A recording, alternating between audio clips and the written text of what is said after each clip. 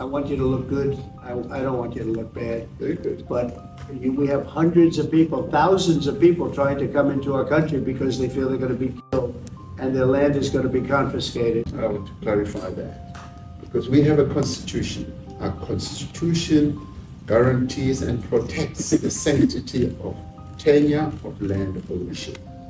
And that constitution protects all South Africans. On May 21, 2025, South African President Cyril Ramaphosa met with US President Donald Trump in the Oval Office, aiming to strengthen bilateral relations and discuss trade and investment opportunities. However, the meeting took an unexpected turn when President Trump confronted Ramaphosa with claims of a so-called white genocide in South Africa. Trump presented videos and articles alleging systematic violence against white South African farmers, including accusations of state-supported ethnic cleansing and unlawful land seizures. We have thousands of stories talking about it. Sure. And we have documentaries, we have news stories, and that. Is Natalie here, somebody here to turn that? I could show you a couple of things, and it has to be responded to. Yeah, sure. Let me see the articles, please, if you would, and turn the lights down, and just put this on, it's right behind you. There's nothing you can do, there's nothing this parliament can do. With or without you, people are going to occupy land. We require no permission from you, from the president, from no one. We don't care, we can do whatever you want to do. Who are you to tell us whether we can occupy land or not? We are going to occupy land. Yes. South African occupy land. That's who we are. Honorable member, you can withdraw my membership from this useless parliament. Honorable. Yes, honorable member. Must never be scared to kill.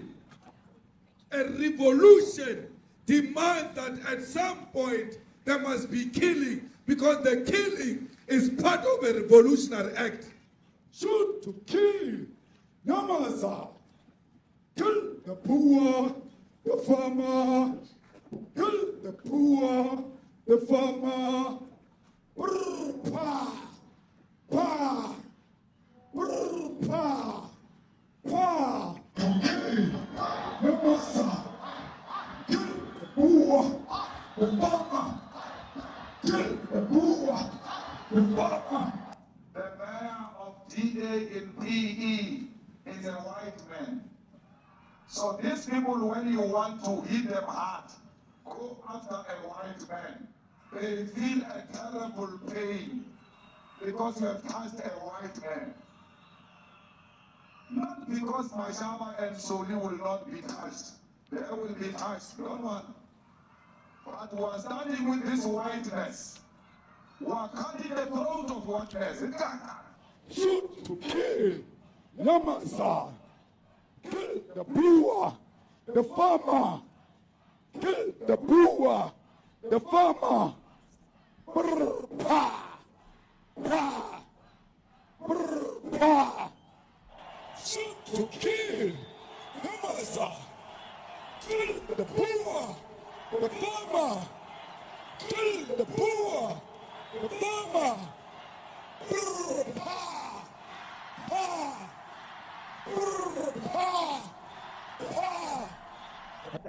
I don't know what's going to happen in the future. I'm saying to you, we have not called for the killing of white people, at least for now. I can't guarantee the future. Yeah, but I mean, you'd understand somebody watching that, especially as it gets shared on Twitter, they freak out. It sounds like a genocidal. Cry babies. We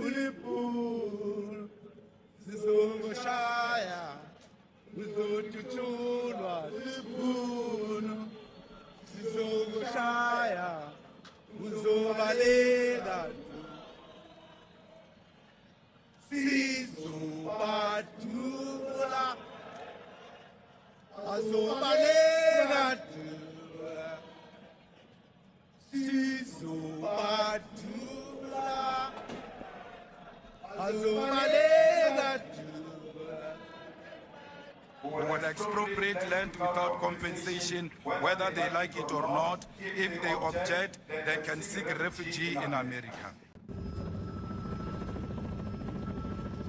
This is very bad. These are burial sites right here.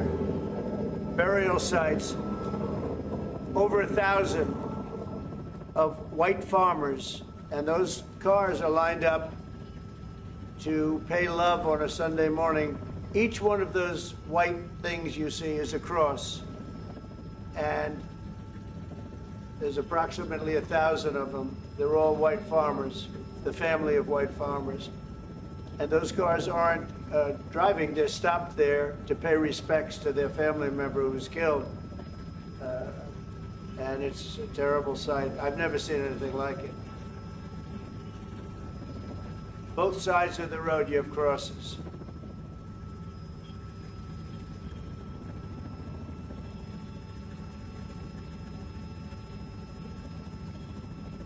Those people were all killed. Have they told you where that is, Mr. President? No. I'd like to know where that is, because this I've never seen. But, okay. I mean, it's in South Africa. That's We need to find out. President Ramaphosa refuted these allegations, emphasizing that crime in South Africa affects all citizens, predominantly black South Africans, and that there is no targeted violence against white individuals. He also clarified that the controversial statements by South African politician Julius Malema, featured in the video, did not represent government policy. What you saw, the speeches that were being made, one, that is not government policy. We have a multi-party democracy in South Africa that allows people to express themselves, political parties to adhere to various policies, and in many cases, or in some cases, those policies do not go along with government policy. Our government policy is completely against what he was saying, even in the parliament. And they're a small minority party, which is allowed to exist in terms of our constitution. But you do allow them to take land.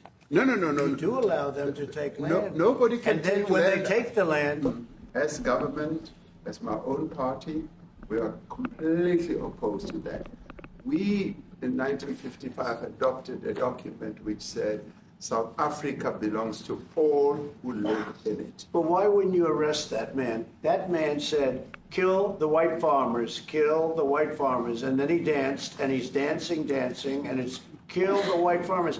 I'm not sure, but I think if somebody got up in Parliament and started saying, kill a certain group of people, he would be arrested very quickly. That man is going all over South Africa. And that's not a small party. That was a stadium that holds 100,000 people, and I hardly saw an empty seat. That's a lot of people. That's a lot of representation. Despite the confrontational nature of the meeting, Ramaphosa maintained his composure and later described the meeting as having gone very well. He also mentioned that Trump had agreed to a follow-up meeting and that he now expects the US president to attend the G20 summit. The South African delegation included Minister of Agriculture and DA leader John Steenhuisen, Minister of Trade, Industry and Competition Park Stow, and COSATU President Zingiswa Losi. Also present were prominent businessman Johan Rupert, former professional golfers Annie Els and Retief Goosen, and controversial South African-born entrepreneur Elon Musk, whose attendance came amid scrutiny over his AI chatbot, Grok, which had recently faced backlash for disseminating unsolicited claims about white genocide. The last time President Ramaphosa visited the White House was in 2022, during a meeting with former President Joe Biden, an encounter held under far different circumstances. This time, he entered the Oval Office amid strained relations between the two countries. The United States granted refugee status to 54 white South African Afrikaners, marking the first group admitted under President Donald Trump's February executive order.